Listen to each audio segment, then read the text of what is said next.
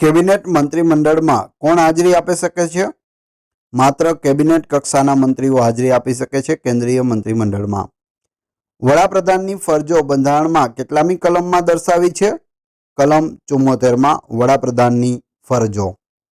રાષ્ટ્રપતિ કેબિનેટ મંત્રીમંડળની સલાહ સ્વીકારવામાં બંધાયેલા છે એવું કયા બંધારણના સુધારાથી અમલમાં આવ્યું છે?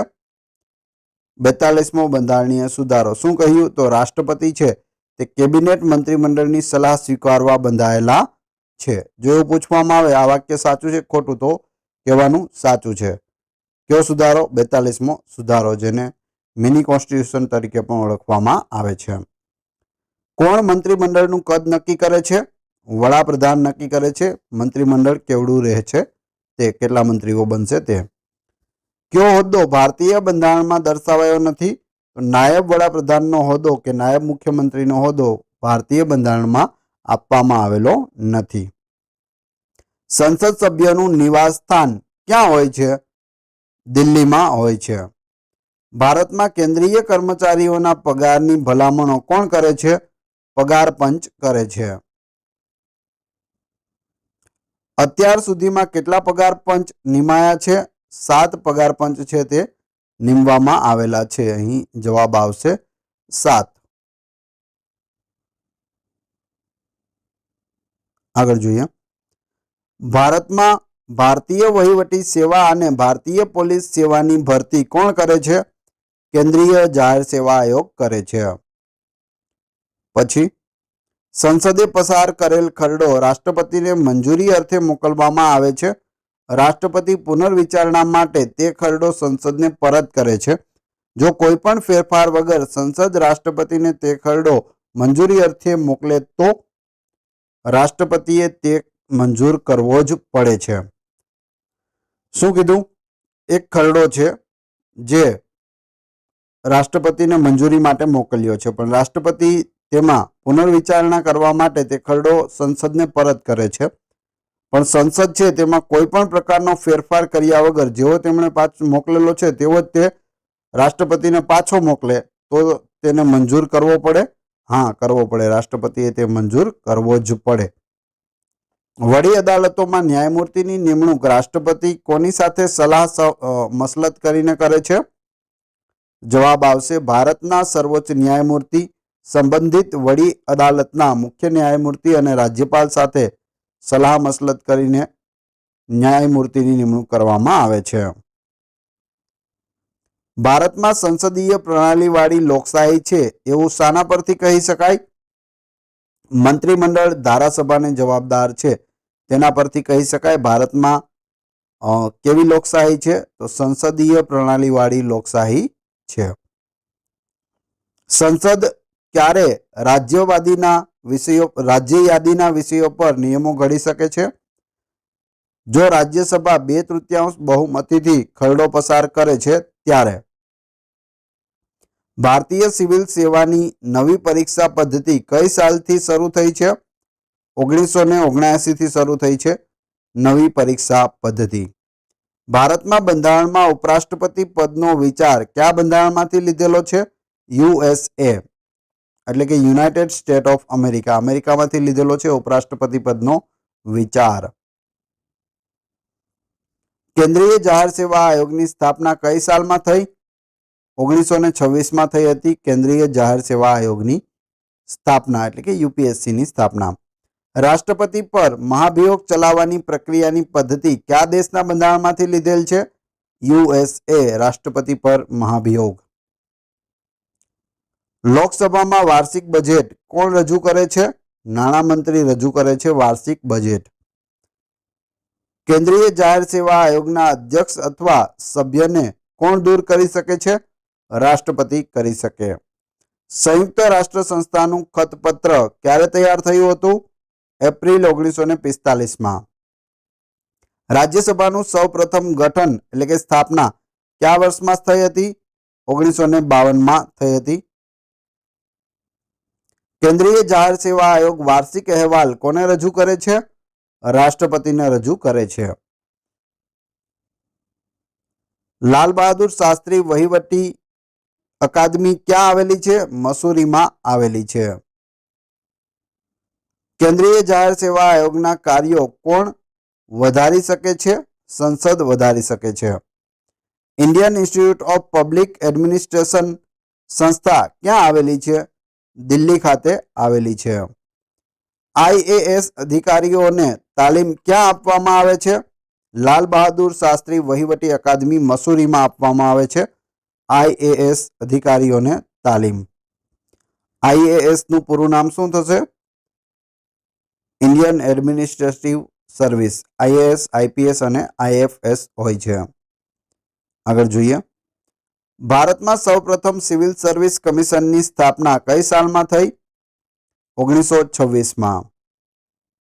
કટોકટીના સમય દરમિયાન સંસદ કઈ યાદીના વિષયો પર કાયદો બનાવી શકે છે? તો બધા જ, એટલે કે સંઘ યાદી, રાજ્ય યાદી અને સંયુક્ત યાદી, તો ત્રણે ત્રણ પર તે છે કાયદો બનાવી શકે છે.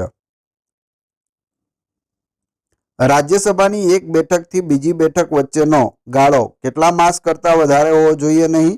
6 માસ કરતાં વધારે હોવો જોઈએ નહીં. બંધારણમાં એવું કહ્યું છે કે વર્ષમાં ઓછામાં ઓછી 2 બેઠક મળવી જોઈએ, પણ આપણા ભારતમાં 3 બેઠકો મળે છે, એટલે કે 3 સત્ર હોય છે. બેઠકો ઘણી બધી હોય છે, સત્ર કેટલા હોય છે? 3. બંધારણની 10મી અનુસૂચિ નીચેનામાંથી શેની સાથે સંબંધ ધરાવે છે? પક્ષાંતર વિરોધી અધિનિયમ માટે 10મી અનુસૂચિ છે તે ફેમસ છે. બંધારણની 10મી અનુસૂચિ, પક્ષાંતર વિરોધી ધારો. કઈ બાબત ભારતીય બંધારણમાં દર્શાવેલ નથી? મંત્રીઓના રાજીનામા અને નાયબ વડાપ્રધાનના હોદ્દા અંગે બંધારણમાં દર્શાવેલ નથી. પ્રેસની સ્વતંત્રતા માટે બંધારણની કઈ કલમ છે? કલમ 19. કયું કાર્ય મંત્રીમંડળ સચિવાલયનું નથી? તો વડાપ્રધાનના કાર્યોનું નિરીક્ષણ કરવાનું કાર્ય છે તે મંત્રીમંડળ સચિવાલયનું નથી. ભારતના પ્રથમ નાગરિક કોણ કહેવાય છે? રાષ્ટ્રપતિ કહેવાય છે. રાષ્ટ્રીય યોજનાઓનું સમયાંતરે મૂલ્યાંકન અને સમીક્ષા કોણ કરે છે? યોજના આયોગ કરે છે. ભારતમાં સંધિ સેવા માટેની ભરતી કઈ સમિતિના ભલામણના આધારે થાય છે? કોઠારી સમિતિ, સતીશચંદ્ર સમિતિ અને બીજા નાણા પંચની સમિતિ. ત્રણેયના કારણે ભારતમાં સંધિ સેવા માટેની ભરતી થાય છે. ભારતના કયા રાષ્ટ્રપતિ બન્યા પહેલા લોકસભાના અધ્યક્ષ રહી ચૂક્યા હતા? નીલમ સંજીવ રેડ્ડી. કયા રાજ્યમાં વિધાન પરિષદ નથી? ઓરિસ્સામાં નથી અને ઘણા બધા રાજ્યોમાં બીજામાં પણ નથી. આપણા ગુજરાતમાં પણ વિધાન પરિષદ નથી.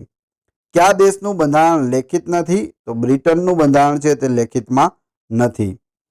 ભારતના રાજાઓના સલિયાણા કેટલામાં બંધારણીય સુધારા દ્વારા બંધ કરવામાં આવ્યા? 26માં બંધારણીય સુધારા દ્વારા. હવે તમને એવું થશે, રાજાઓના સાલિયાણા એટલે શું? તો ભારતમાં બધા રાજાઓ હતા અને જ્યારે આપણો દેશ આઝાદ થયો ત્યારે બધા જ રાજાઓએ પોતાનું રાજ્ય છે તે ભારત સંઘમાં જોડી દીધું. હવે શરત એ હતી કે તેને વાર્ષિક સાલિયાણા આપવા, એટલે કે એક રકમ નક્કી કરવામાં આવે ને એ રકમ તેને આપવામાં આવતી સાલિયાણા સ્વરૂપે, પરંતુ 26માં બંધારણીય સુધારા દ્વારા તેને હટાવી દેવામાં આવી. સંસ્થાનમ સમિતિ કોની સાથે સંબંધિત છે? ભ્રષ્ટાચાર નિવારવાના ઉપાયો સાથે સંબંધિત છે સંસ્થાનમ સમિતિ. ભારતમાં વહીવટી સુધારા આયોગની સ્થાપના કઈ સાલમાં થઈ હતી? 1966માં થઈ હતી. વહીવટી સુધારા આયોગના અધ્યક્ષ કોણ હતા? મોરારજી દેસાઈ. ભારતીય વહીવટમાં ભ્રષ્ટાચાર નિવારવાના ઉપયોગ વિચારવા માટેની સમિતિ કઈ સાલમાં નીમવામાં આવી? 1962માં. ભ્રષ્ટાચાર નિવારવાના ઉપાયો વિચારવા માટેની સમિતિના અધ્યક્ષ કોણ હતા? કે સંથાનમ. કયા રાજ્યને રાજ્યસભામાં બેઠક ફાળવેલ નથી? ગોવા રાજ્યને નથી ફાળવેલ. શ્રી રાજીવ ગાંધી દેશના કેટલામાં વડાપ્રધાન હતા? 7મા વડાપ્રધાન હતા. શ્રી વિશ્વનાથ પ્રતાપસિંહ કયા વર્ષમાં વડાપ્રધાન બન્યા હતા? 1989માં વિશ્વનાથ પ્રતાપસિંહ છે તે વડાપ્રધાન બન્યા હતા. ગોરવાલા સમિતિ કયા સંબંધ માટે હતી, વહીવટી સુધારાઓ માટે હતી, ગોરવાલા સમિતિ. બધી સમિતિઓ પણ યાદ રાખી લેવી કેમ કે વારંવાર પૂછાતી આવે છે. જુદા જુદા ખાતાઓ અને તેના કાર્યોનું સંકલન કોણ કરે છે? મુખ્ય સચિવ કરે છે. રાજ્યના સંધિ સેવાઓના અધિકારીઓના અધ્યક્ષ કોણ હોય છે? મુખ્ય સચિવ હોય છે. રાજ્ય મંત્રીમંડળની બેઠકના મુદ્દા કોણ તૈયાર કરે છે? મુખ્ય સચિવ. રાજ્યના પ્રથમ સંધિ સેવા કોણ છે? મુખ્ય સચિવ હોય છે. કેબિનેટ સચિવાલયનો વડો કોણ છે? કેબિનેટ સચિવ હોય છે. કેબિનેટ સચિવાલયનો વડો. બંધારણ સુધારા વિધેયક સર્વપ્રથમ ક્યાં રજૂ કરવામાં આવે છે? સંસદના કોઈપણ ગૃહમાં રજૂ કરી શકાય છે જો બંધારણમાં સુધારો કરવો હોય તો. સંસદના બે ગૃહ છે, ઉપલું ગૃહ છે રાજ્યસભા, નીચલું ગૃહ છે લોકસભા. તો બંનેમાંથી ગમે ત્યાં રજૂ કરી શકાય છે. કર્મચારીઓના પગાર માટે પ્રથમ પગાર પંચની નિમણૂક કઈ સાલમાં થઈ હતી? 1947માં થઈ હતી. અત્યારે કેટલામું પગાર પંચ ચાલુ છે? 7મું.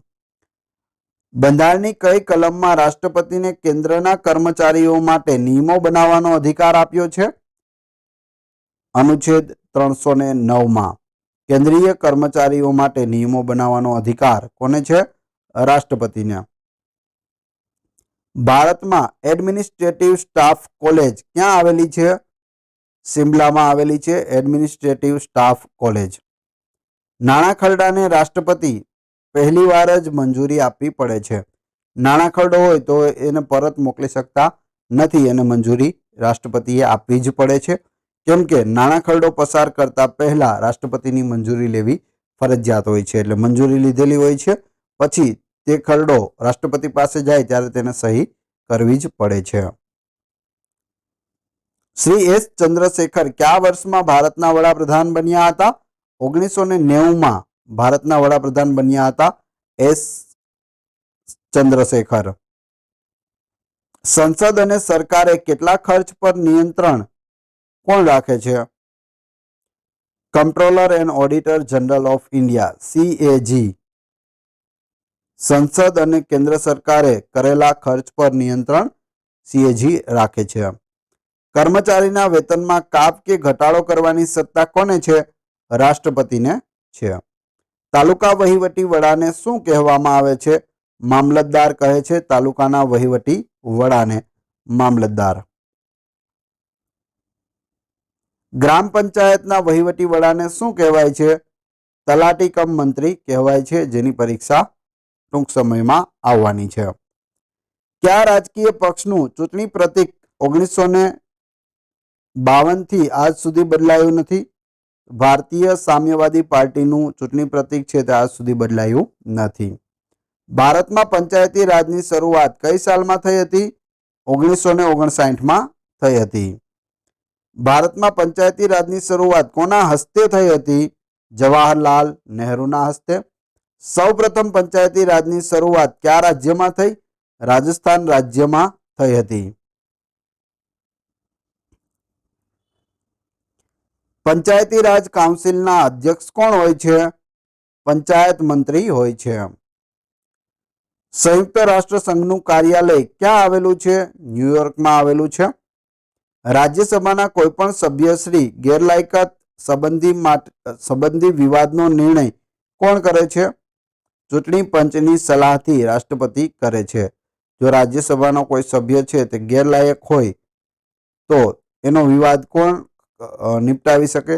તો રાષ્ટ્રપતિ નિપટાવે, પણ ચૂંટણી પંચની સલાહ લેવી અહીં જરૂરી છે. નીતિ નિર્દેશક તત્વોમાં કયા પ્રકારના સિદ્ધાંતોનો સમાવેશ થાય છે? આર્થિક, વહીવટી અને સામાજિક સિદ્ધાંતોનો સમાવેશ થાય છે. રાષ્ટ્રપતિ કટોકટીની જાહેરાત કોના નિર્ણયથી કરે છે? કેન્દ્રીય પ્રધાનમંડળના નિર્ણયથી કરે છે. મિત્રો, વિડીયો પસંદ આવી રહ્યો હોય તો લાઈક જરૂરથી કરી દો અને ચેનલ સબસ્ક્રાઇબ કરવાની બાકી હોય તો સબસ્ક્રાઇબ પણ કરી લેજો, જેથી રોજે રોજ આપણે નવા વિડીયો મળતા રહે. ગાંધીવાદી સમાજવાદ કયા રાજકીય પક્ષનું વૈચારિક સૂત્ર છે? ભારતીય જનતા પાર્ટી. ગાંધીવાદી સમાજવાદ યાદ રાખવું, બીજેપી. બિન નાણાકીય ખરડો રાજ્યસભા કેટલા સમય સુધી રોકી શકે છે?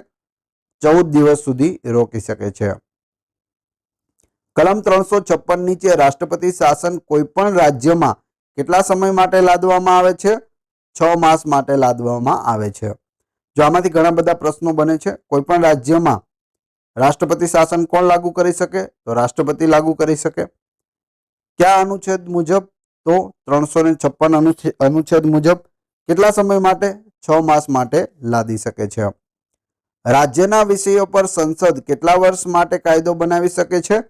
1 વર્ષ માટે કાયદો બનાવી શકે સંસદ. ભારતના બંધારણીય કાયદામાં રાજકીય પક્ષને માન્યતા કેટલામાં બંધારણીય સુધારો દ્વારા મળી છે? 24મા બંધારણીય સુધારા દ્વારા.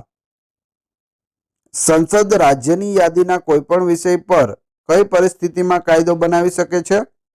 તો અહીં ઉપરની બધી જ એટલે કે જે ઓપ્શન આપેલા હોય તેમાંથી જવાબ આપેલો છે, પણ આપણે યાદ રાખીએ કે જ્યારે રાજ્યમાં રાષ્ટ્રપતિ શાસન લાગેલું હોય ત્યારે સંસદ છે તે કોઈપણ વિષય ઉપર કાયદો બનાવી શકે છે.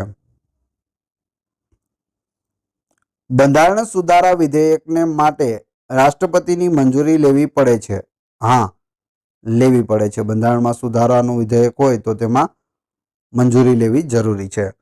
યુદ્ધ અથવા ભારત પર જ્યારે આક્રમણ થાય ત્યારે આક્રમણકારીની વિરુદ્ધ યુદ્ધની જાહેરાત કોણ કરે છે? રાષ્ટ્રપતિ કરી શકે છે. ભારતના ઉચ્ચ ન્યાયાલય અથવા સર્વોચ્ચ ન્યાયાલય દ્વારા કોઈ પણ વ્યક્તિને કે સંસ્થાને આદેશ આપે છે કે તે પોતાની ફરજનું પાલન કરે. આ રીતને શું કહે છે? હેબિયસ કોર્પસ કહેવાય. તો ભારતમાં આ 5 પ્રકારની રીત આપેલી છે, તેમાંની એક છે હેબિયસ કોર્પસ. હેબિયસ કોર્પસ શું છે?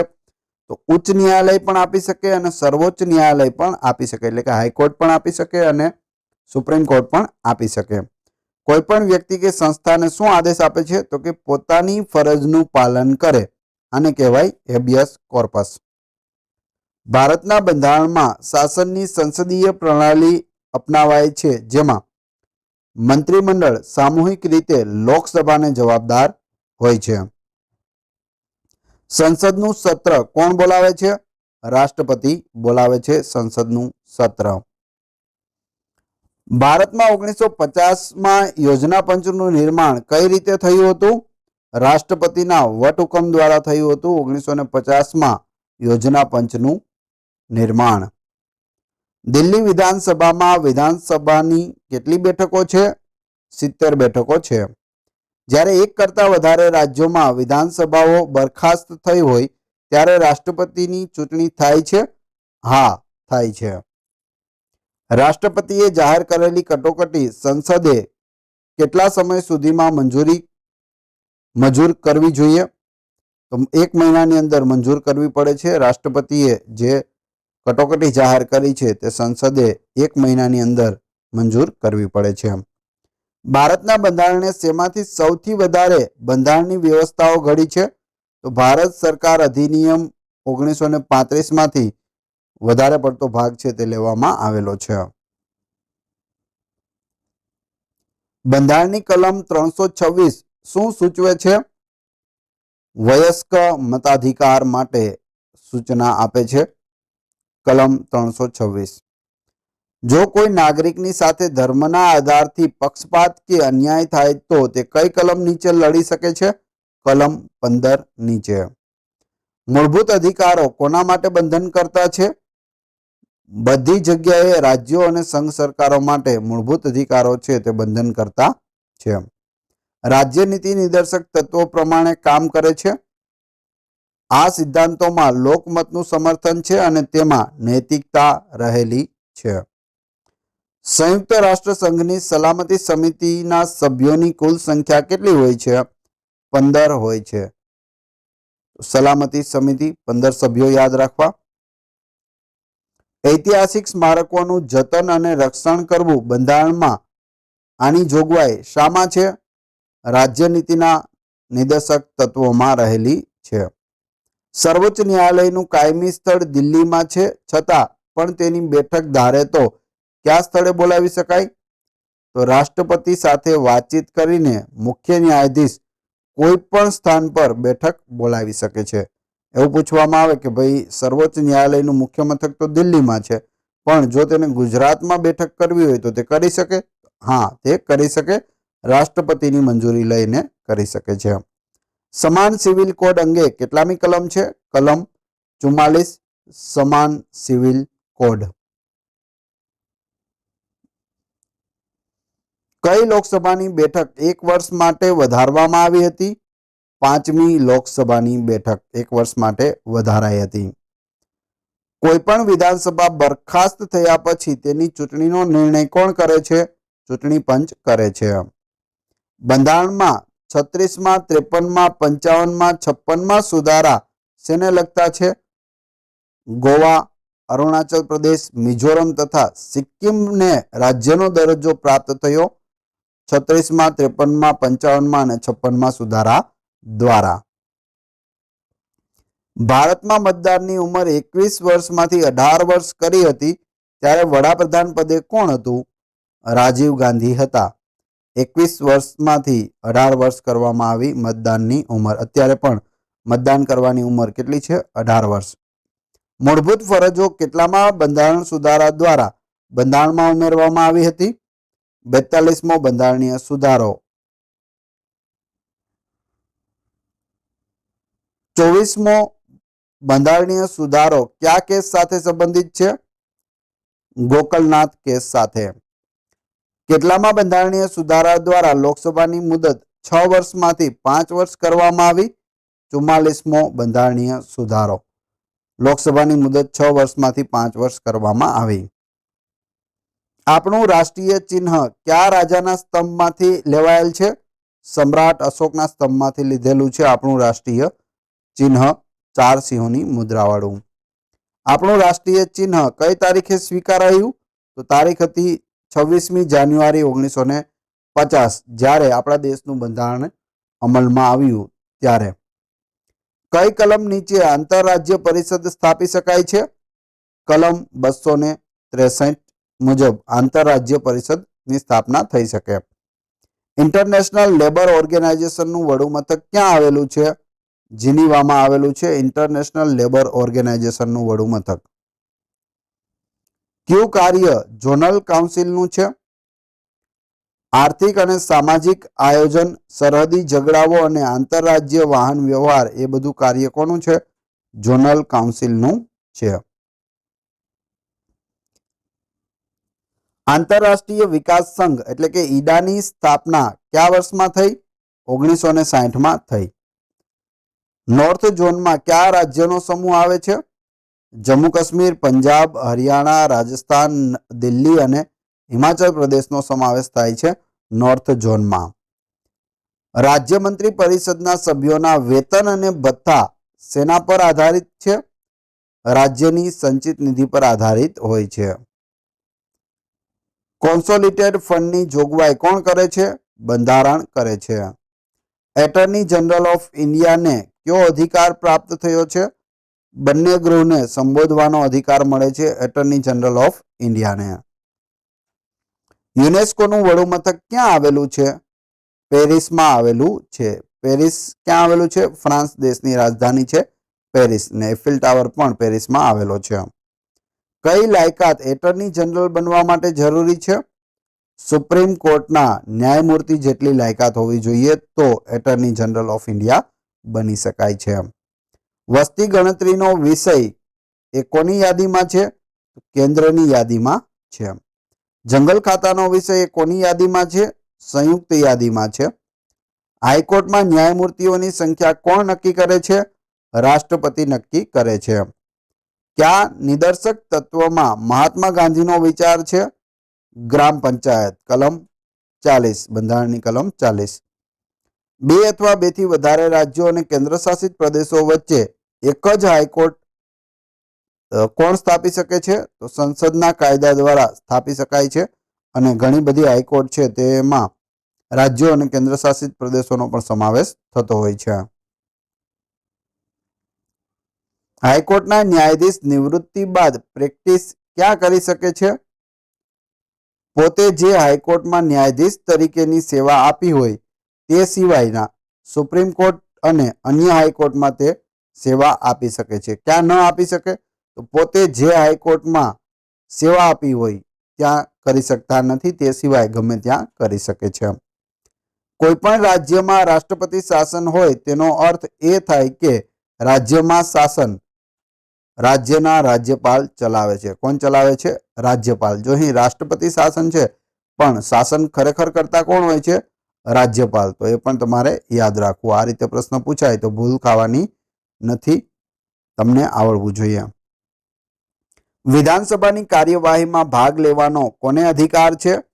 એડવોકેટ જનરલને અધિકાર હોય છે. વિધાન પરિષદનો સભ્ય મુખ્યમંત્રી બની શકે છે? હા, મુખ્યમંત્રી બની શકે વિધાન પરિષદનો સભ્ય. વિધાન પરિષદ છે તે રાજ્યનું ઉપલું ગૃહ છે અને વિધાનસભા છે તે નીચલું ગૃહ છે. રાજ્યપાલ કોઈ પણ પ્રધાનને હોદ્દા પરથી ક્યારે દૂર કરી શકે છે? મુખ્ય પ્રધાનની સલાહથી તે દૂર કરી શકે છે. યુનેસ્કોની સ્થાપના કયા વર્ષમાં થઈ હતી? 1946માં.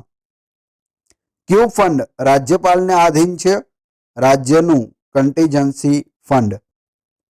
સંસદ કે વિધાનસભામાં કોઈ સભ્ય પૂર્વ મંજૂરી લીધા વગર કેટલા દિવસ ગેરહાજર રહે તો તેની ખાલી જગ્યા પડેલી જાહેર થાય છે?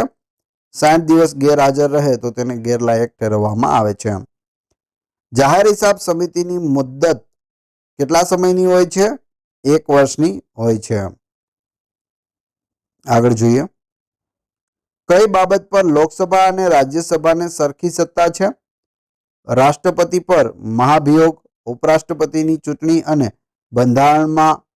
બંધારણના સુધારામાં લોકસભા અને રાજ્યસભાને એક સરખી સત્તા આપવામાં આવેલી છે.